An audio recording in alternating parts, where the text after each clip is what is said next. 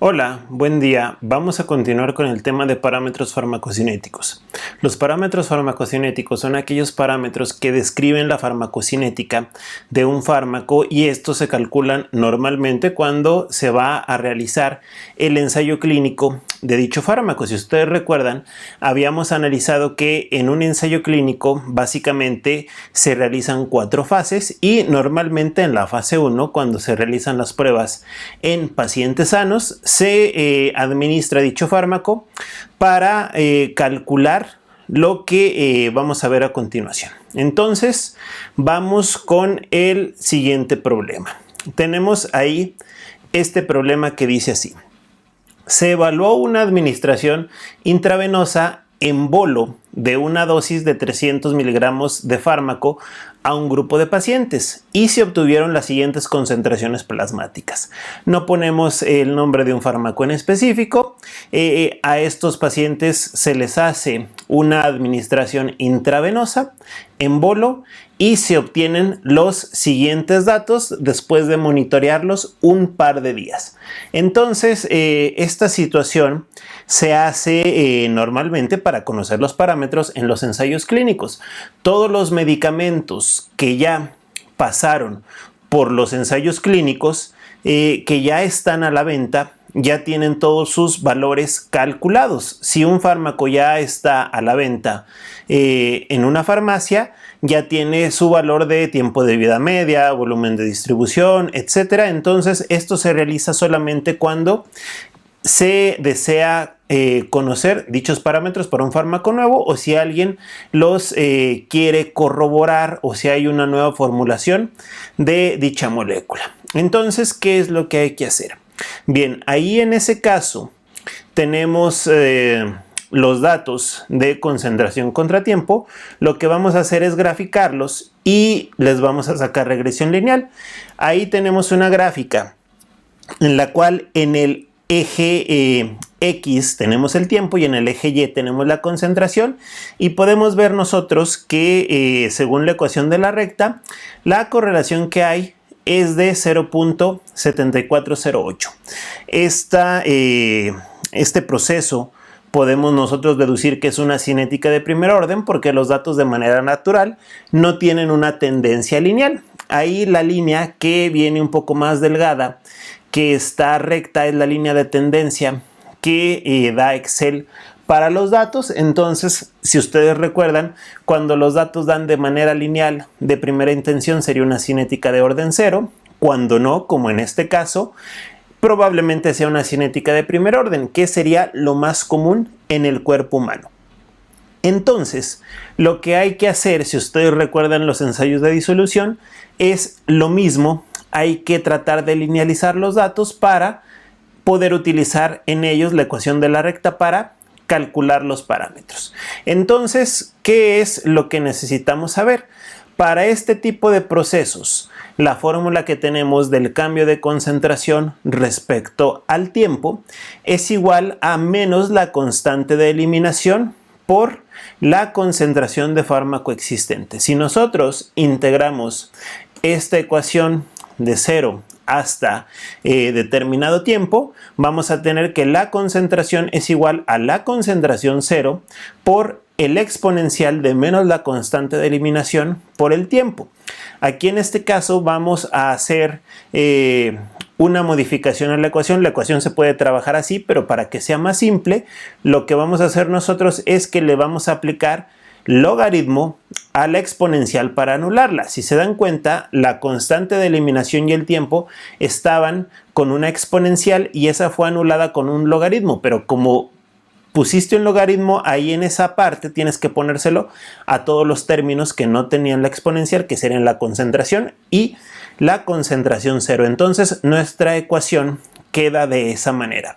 ¿Qué es lo que tenemos que hacer? Tenemos que reordenar los términos de acuerdo a la ecuación de la recta. Entonces, si los reordenamos de acuerdo a la ecuación de la recta, pueden ver ustedes que la concentración es Y, menos la constante de eliminación es M, el tiempo es X y la ordenada al origen es logaritmo de Q0. Entonces, nosotros sabiendo que ya queda ordenada de esa manera la ecuación de nuestro proceso, ordenándolo con la ecuación de la recta, vamos a trabajar el proceso. Pueden ver ustedes ahí que para que este proceso se adapte a la ecuación de la recta, si es que es de primer orden, lo que tenemos que hacer primero es que la y que habíamos graficado ya no está en concentración, ahora tiene que estar en logaritmo de la concentración. Por lo tanto, en nuestra tabla lo que vamos a hacer es que a la concentración le vamos a sacar ese logaritmo neperiano. Entonces, a la concentración le calculamos el logaritmo neperiano. Yo lo hice con la computadora y pueden ver ustedes que tenemos dichos valores. Ahora, lo que se tiene que hacer es lo que nos dice la ecuación que obtuvimos, que la regresión de y contra x va a ser, en el caso de x, el tiempo tal cual, no tiene ninguna modificación, y en el caso de la concentración tiene la modificación del logaritmo. Por lo tanto, ahora nuestra regresión lineal será de esta columna contra esta columna, la del logaritmo neperiano.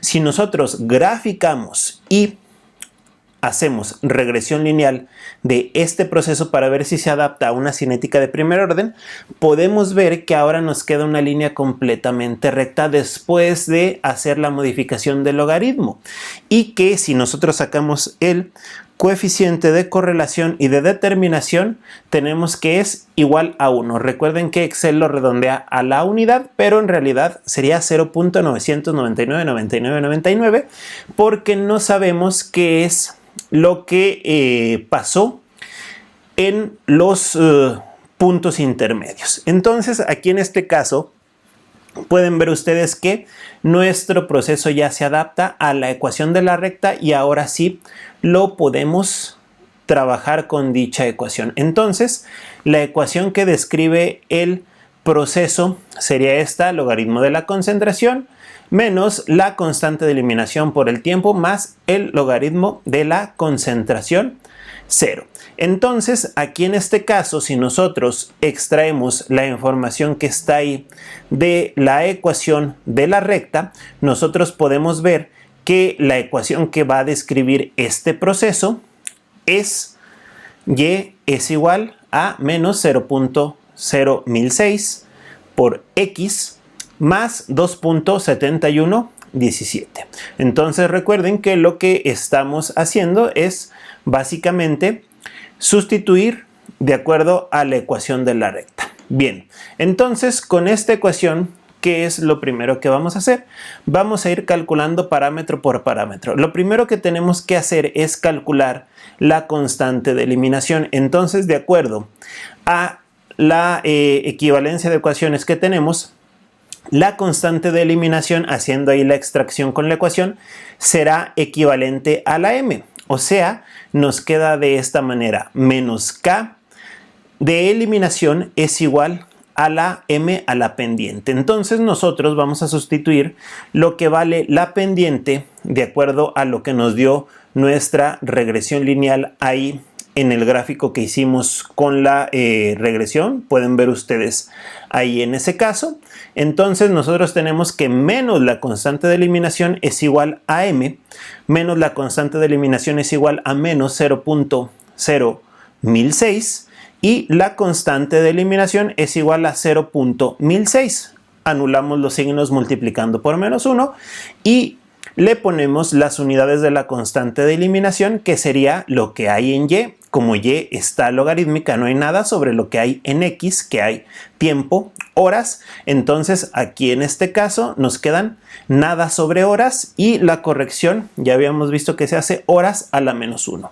Nuestro valor de la constante de eliminación es igual a 0.1006 horas a la menos 1. Entonces vamos a guardar ese dato. Ahora vamos a calcular la ordenada al origen. Si nosotros vemos a qué equivale la ordenada al origen, b es igual al logaritmo de q0. Entonces ahí tenemos logaritmo de q0 es igual a b. Entonces lo que vamos a hacer es quitarle el logaritmo a la concentración 0, concentración 0, es igual a exponencial de b, porque para quitar ese logaritmo hay que ponerle el inverso, que es la exponencial. De un lado se anula y del otro lado queda exponencial de b. Habíamos visto en la respectiva ecuación que la b es igual a 2.7117, entonces la concentración 0 es igual a exponencial de 2.7117. Si sacan esa exponencial, van a tener que la concentración 0 es igual a 15.0548 microgramos sobre mililitro. Ahí le puse la palabra micro en vez de poner la letra mu para evitar confusiones. Entonces, esta es una manera de sacar la concentración 0. Recuerden que ustedes también pueden sacar la concentración 0 si en la gráfica se hace una extrapolación, pero en este caso el eje está logarítmico, por eso nosotros hicimos la exponencial. Nos regresamos a la tabla y pueden ver que más o menos coincide que lo que habría en 0 serían esas unidades que tenemos de 15.045, donde tendríamos que hacer un tipo de extrapolación para sacar ese 15, sería en este gráfico, y ahí más o menos nos coincidiría. Entonces, lo que nosotros tenemos hasta ahora es la constante de eliminación y la concentración 0 u ordenada al origen. Bien, entonces lo que vamos a hacer es comenzar con los parámetros farmacocinéticos. Uno de ellos es el tiempo de vida media. El tiempo de vida media tiene una fórmula de logaritmo de 2 entre la constante de eliminación. ¿Qué es lo que hay que hacer? Sacar el logaritmo de 2, 0.693. Esta fórmula tal vez ustedes no la encuentren con logaritmo de 2. Ya venga hecho el logaritmo y tenga ahí el número 0.693. Lo que vamos a hacer es sustituir, ahí en ese caso, logaritmo de 2 entre la constante de eliminación 0.1006 horas. Hacemos el logaritmo de 2 entre 0.1006 horas y vamos a tener que el tiempo de vida media es 6.89 horas. ¿Qué quiere decir el tiempo de vida media? El tiempo de vida media es el tiempo que debe transcurrir para que la concentración administrada de fármaco se reduzca a la mitad. Entonces, para que la dosis administrada de este fármaco, que fueron 300 miligramos, baje a la mitad, que fueron 150 miligramos, tienen que pasar 6.89 horas. Estos lapsos, su uso es para más o menos determinar cuánto tiempo va a pasar para hacer los intervalos de dosificación. Entonces, porque hay fármacos que se dan cada 12, cada 8, cada 24, incluso cada ciertos días. Esto depende de su tiempo de vida media. Entonces, es un cálculo muy simple. Pasamos al siguiente, que sería el volumen de distribución. El volumen de distribución es igual a la dosis administrada entre la concentración 0. Si ustedes recuerdan en el problema, la dosis administrada, vamos a regresar al problema, son 300 miligramos que se le administran a los pacientes. Ahí dice que son 300 miligramos entre lo que se tiene como concentración 0, que son 15.0548 microgramos sobre mililitro. Aquí tenemos un problema de unidades, tenemos miligramos entre microgramos. Voy a convertir, para poder anular las unidades, esos 300 miligramos a microgramos, que entonces tendremos 300.000 microgramos entre 15.0548 microgramos sobre mililitro. Se anulan microgramos con microgramos y lo que nos va a quedar, el volumen de distribución en mililitros, es igual a 19.927.19 mililitros. Si nosotros transformamos esos mililitros a litros, pueden ver que quedan 19.92 litros. Habíamos visto ya el volumen de distribución, que había que interpretarlo de acuerdo al paciente de 70 kilogramos si estas unidades quedaban en litros. Entonces recuerden que en este caso había que estar graficando en los compartimentos, y este fármaco va a pasar a través del plasma, a través del fluido intersticial, y este valor nos indica que es un fármaco que se empieza a distribuir ya en el líquido intracelular. Recuerden que el límite era 42 del intracelular y más allá el fármaco se empezaba a distribuir en los tejidos. Entonces ahí tenemos, les había dicho que íbamos a ver más adelante cómo se calculaba el volumen de distribución en un problema y este es el ejemplo. El siguiente parámetro farmacocinético se llama aclaramiento. El aclaramiento se abrevia con las letras C y L. Obviamente hay que saber en qué contexto estamos, porque en contexto de otras materias C y L va a significar cloro. En este caso significa aclaramiento. El aclaramiento se da por el producto de la constante de eliminación, que ya la calculamos, por el volumen de distribución, que también lo acabamos de calcular. Entonces, aquí en este caso, ¿qué es lo que hay que hacer? Lo que hay que hacer es multiplicar eso. Tenemos ahí que el aclaramiento es igual a la constante de eliminación 0.1006 horas a la menos 1 por el volumen de distribución 19.92719 litros. El aclaramiento nos va a dar un total de 2.004 litros sobre hora. Aquí en este caso voy a hacer una conversión del aclaramiento de litros sobre hora a mililitros sobre minuto. Entonces, fíjense bien lo que voy a hacer. Aquí en este caso, lo que hice es lo siguiente. Voy a multiplicar para ir anulando unidades por el inverso.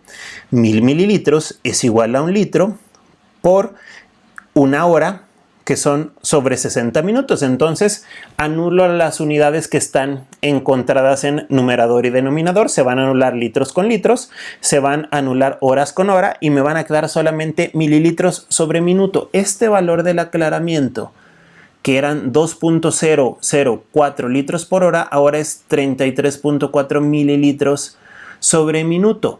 ¿Por qué es importante tener este valor del aclaramiento en mililitros sobre minuto? Ya habíamos mencionado algo de qué es el aclaramiento. En este caso, el aclaramiento básicamente se refiere a la unidad en volumen de sangre, más precisamente de plasma, que es la fracción líquida que queda depurada del fármaco por un órgano, y el órgano que principalmente es utilizado para medir el aclaramiento es el sistema renal, los riñones. Entonces, fíjense bien, en este caso, si nosotros asumimos que esto es aclaramiento renal, los riñones están aclarando 33.4 mililitros de sangre cada minuto. ¿Cómo se interpreta esto? Si ustedes recuerdan sus clases de fisiología, la nefrona básicamente hace 4 procesos: filtración, reabsorción, secreción y excreción. Entonces, cuando llega algo para filtrarse allá los capilares glomerulares a la cápsula de Bowman, hay que recordar el valor del flujo que se tiene ahí. El valor del flujo del filtrado glomerular es 120 mililitros sobre minuto. Entonces, cualquier sustancia que pasa ahí lo va a hacer a 120 mililitros sobre minuto. Puede ser que ahí en el número 2, habíamos visto otro esquema diferente, pero este es más útil para hacer una explicación rápida, que en el número 2 tú tengas reabsorción o que en el número 3 tú tengas secreción. Puede ser que no tengas ninguno o la suma de ambos, y que lo que esté ahí en ese producto en el número 4, o sea, la filtración menos la reabsorción más la secreción, es el total de la excreción urinaria, y esto se interpreta de esta manera. Obviamente, para interpretar esto tienes que tener previo conocimiento de cómo es el funcionamiento de los túbulos renales, de los capilares glomerulares, la cápsula de Bowman, etc. En un riñón funcional, el flujo de filtrado glomerular es 120 mililitros sobre minuto. Si ese flujo es mayor, quiere decir que el fármaco se excreta por filtración y por secreción tubular. Si el flujo es un número similar a 120 mililitros sobre minuto, quiere decir que el fármaco solamente se está filtrando. Si es menor, quiere decir que se filtra, pero se reabsorbe. ¿Cómo es esto? Aquí en este caso, el fármaco lleva un volumen de aclaramiento, cuando pasa en el número 1 por la cápsula de Bowman, lleva 120. Si la reabsorción, que es el número 2, le resta, va a bajar de 120. Si hay secreción que le suma, pueden verlo ahí en la ecuación de acá abajo, va a ser mayor de 120.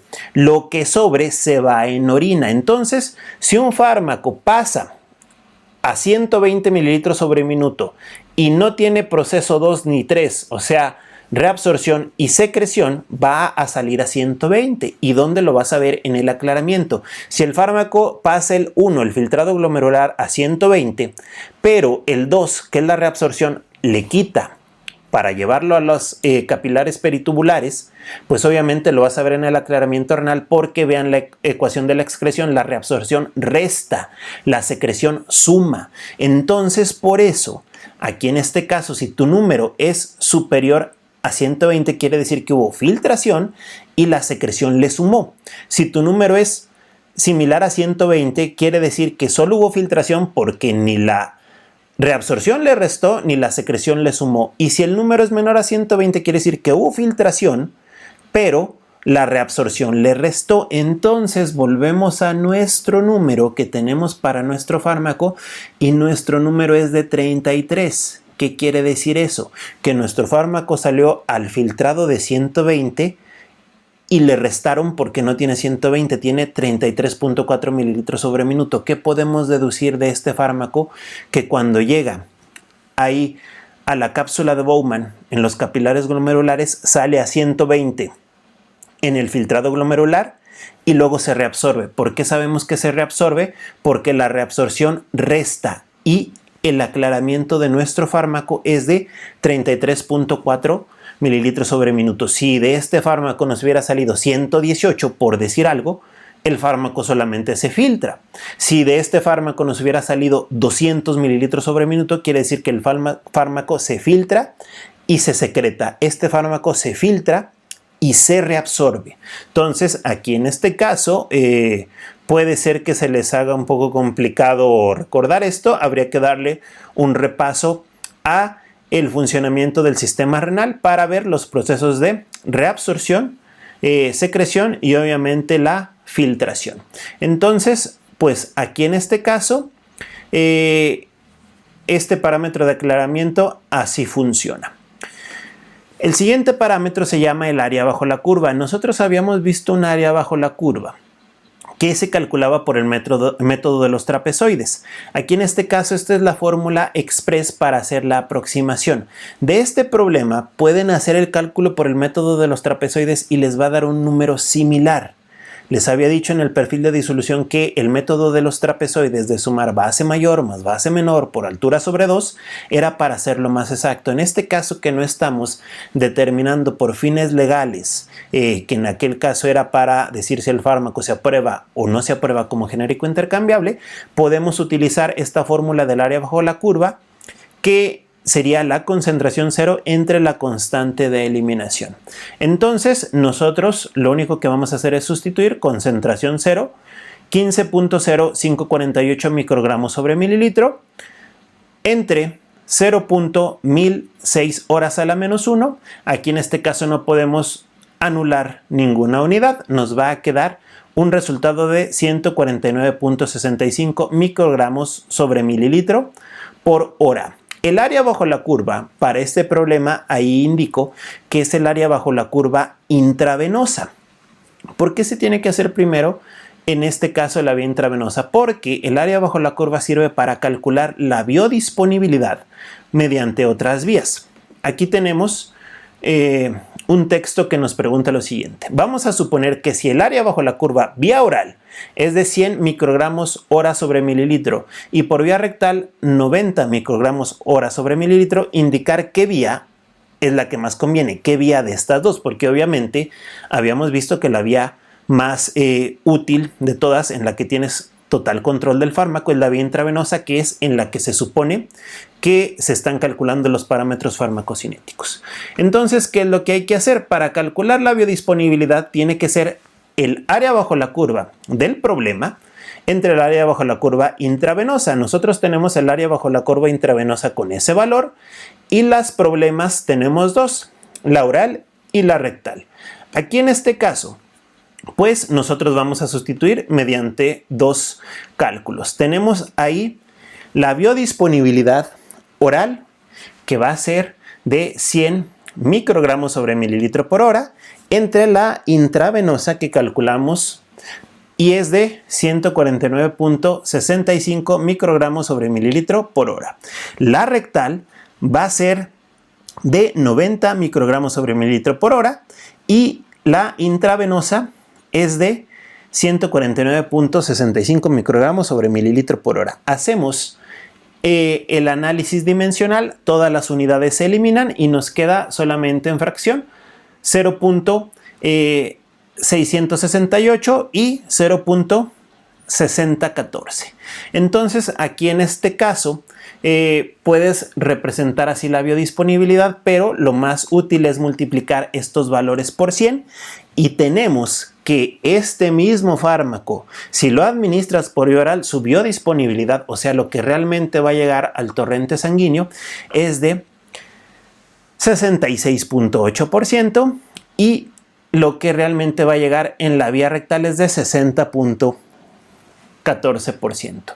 La pregunta nos decía, hay que indicar cuál es la vía más conveniente, obviamente de esas dos, pues obviamente de acuerdo a los resultados, la vía oral es la más conveniente de esas dos, porque la que es más conveniente de estas es la vía intravenosa, pero ya habíamos analizado cuáles son las ventajas, desventajas, etcétera.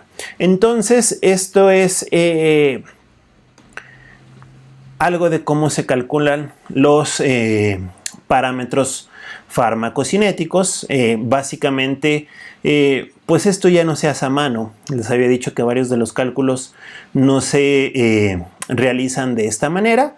Lo importante, más que nada en la clase, lo que yo quería es que lo sepan interpretar, porque existen calculadores automáticos que ya tú nada más les metes los datos de concentración contra tiempo y te arrojan todo lo que tenemos aquí de datos. Entonces, este es uno de los tantos modelos que existen. Este es el más útil, el de la vía intravenosa a dosis única, en modelo monocompartimental. Y pues así se calculan los parámetros farmacocinéticos, que es algo muy similar a lo que ya habíamos visto. Básicamente lo que se necesita es encontrar el modelo que se ajusta a su problema, el orden cinético, y ya después nada más que tienes bien calculada la constante de eliminación y la ordenada al origen, pues nada más habría que ir sustituyendo las fórmulas como nosotros lo hicimos. Entonces con esto terminamos los parámetros farmacocinéticos y gracias por su atención. Adiós.